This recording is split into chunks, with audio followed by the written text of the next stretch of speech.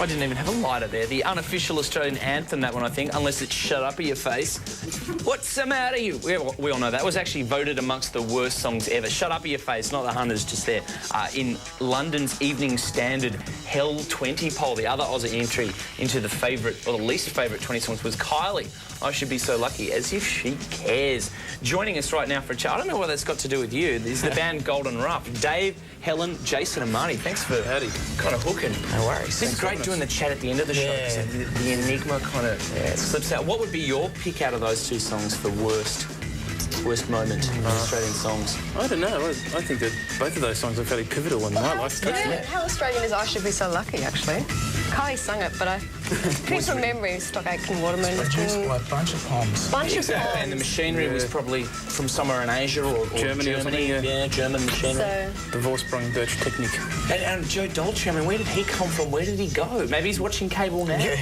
Joe, if you you're are watching, Joe, we love you, man. Give us a call. Mate, I don't shut I up had a your copy of that face. single. Why It was did you great. shut his face? Do you have any other worst songs that you like? Maybe Ricky Martin. Ooh, there's a few. Couple Life. Anything by the Goo Goo Dolls, probably. You don't like the Goo Goo Dolls? no. They're the ones that are kind of having this big trendy comeback or something with some song on a soundtrack or something. worst Is that song. right? Yeah, that's right. It makes you sick, doesn't it? It does. Have you done any soundtracks? No. You But have we're available for soundtrack work. You're available for soundtrack work. Yeah. That's cool, because you've actually hooked up with a Seattle-based record label to release your debut album, Twin Furs. How did you hook up with Seattle? Well, the trick was that it's an Australian record label that moved to Seattle. That's the cover of the album now. They're an Australian label that moved to Seattle. Yeah. The bloke that owns it used to live in Melbourne, and then he got a job at Sub Pop Records in Seattle, so he moved over there. Okay. And now our label is in Seattle. Is there still a grunge thing going on anywhere in the world? Grunge is dead. Not dead. He tells me that the big thing in Seattle these days is orchestral pop. Orchestral pop. Like Eric Matthews. Eric Matthews. He's the big cheese in Seattle at the moment. Wow, is that where you're going to... the future. The territory you're moving to? Oh, you've heard us. I don't know. I would hope you wouldn't move to that territory, because what you got going there is pretty rare. I mean, country? Would you call that power country? I like power country. Power country. Great. That's a really great term for it. We've been looking for a name for the genre, and hey, I think you've coined it. I think you've really nailed it there. Excellent. Yeah. Well, it's you're kind of blasting away these big chords and that real twanging kind of sound, and there's pumping going on. I mean, it's just... Where does it come from? Yeah. What's the mix in the band? Is there some kind of metalhead in the band? I used to listen to Motorhead when I was about 15, but that's a long time ago. Oh, that's where it Coming comes out from. now. I think we're just a bunch of kids that were brought up on rock and pop music, and then later on discovered country music, and it all got mixed up somehow, and we don't know what happened, but... Because I don't think a it's a lot of beautiful people get to discover country music. I mean, we have country good music country. television. We have a channel, Yeah. but it's all that kind of... Just That's that, new country. yeah. It's that guy with I was going to say crap country. that but guy with the. Yeah. Exactly. I mean, It's- Don's wearing one now. all It's about- the Garth Brooke. Yeah. It's the Garth. It's Dwight. Dwight. Does Dwight Yoakam use one too? Oh, he doesn't. Dwight isn't. No, Dwight isn't. I reckon he's all right, Dwight Yoakam. Dwight's all right. It's the thing. It's the thing. That is just kind of really irritating. You've And the tucked-in shirt. that is such a good The point. tuck. Yeah, no. The no tuck. tuck. I'm untucked. Yeah. Anyone doing the tuck? No tuck. Not me. No tuck. I'm untucked. Now, it's a heck of a machine. That was your first release, and that featured some country covers as well as original songs. How did you pick your country covers there? Just chose the artists that we really liked at that time. So there was some Graham Parsons and some Willie Nelson and Too. I mean, even Elvis Costello, who's he's not country. he actually is a great country singer, and he's done country albums. The big country And it's a singer. little known fact, but he's done some excellent country work. He Yeah. never wrote to me and told me he was going country. Elvis. You kind of drive. Ever since that last postcard I sent him with Elvis Costello. Did a fine country album called Almost Blue back in the early 80s. 81. And did he write country songs or he covered? He was- covered some that and he was wrote some. covers. Both. But In then- fact, that EP of ours was modelled on that album. Half originals, half covers. Nice play. Now, Twin Furs, that's your album. Is Twin Furs like a famous address in Australia or something? It's very... It is actually. Infamous. It's the name of the house where we recorded the album. It's got two big fir trees out the front. I've been there, I'm sure. Where is Twin Furs? It's in Drummoyne, in Sydney. I used to live at Alexandria Street, Drummoyne. Alexandria Street, that's where I grew up. Twin Furs, that's two spun. They're old. How That old is are they? really How old are they? They're very old. How old are those fir trees? They're ancient. About 40 years old. Yeah, about 40, 50 years old, yeah. And you kind of gave it a bit of a you dedicated the whole album to the house where you recorded it. Yeah. That's nice. Was it a special recording session?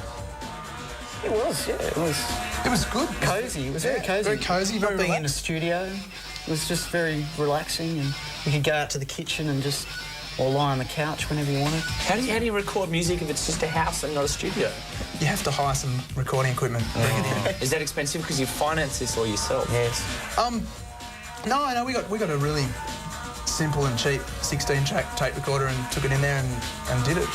And did you have to kind of pay someone to come and produce it and do all the...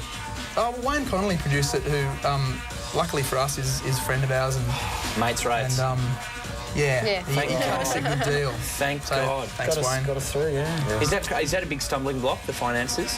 Because you obviously got all the talent, the skills, the songs and stuff, and I can imagine that would be the only thing that stops you from... Oh, that's right. Yeah, I think like a lot of bands, we found when it was time to make a record, the easiest and quickest way to do it was just to organise it ourselves and pay for it. And then after we'd done it, it was quite easy to find a label and be able to get it out. But it's a good way to do it. That sounds like encouraging news if you're at home and kind of sitting on your arse, which is probably the best kind of place to sit. Electronic, is there any chance of jumping on that kind of wave?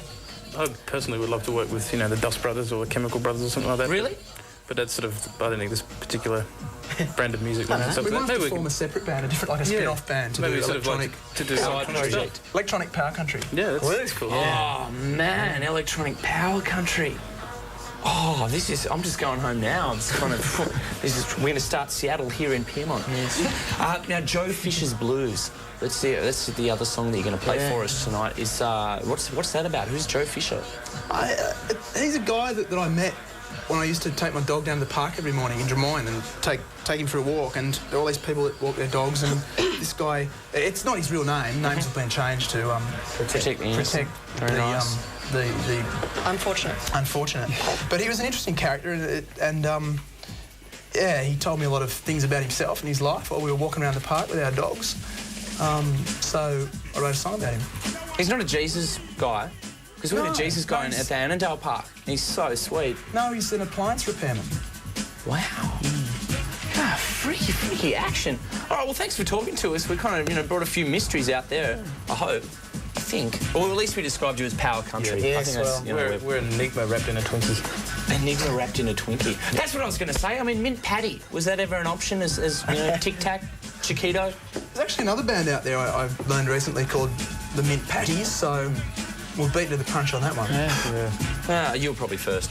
Well done. Golden Rough, their debut album, Twin Furs, based after a house in Drummoyne. I'm going to go and check that out. It's out now, and you can catch them. They're doing dates all around the place. This Friday at the Sando in Sydney, the Sandringham Hotel in Newtown, or the following Friday at the Globe in Sydney, which is also in Newtown, with more to come soon, some Melbourne dates as well, I believe. And I mean, are you going to America or something? Hopefully soon we'll be going over to America, yeah. Excellent. We'll come back. Come back after you've been to America. We and will. just kind of blow your trumpets and stuff. We've been to America.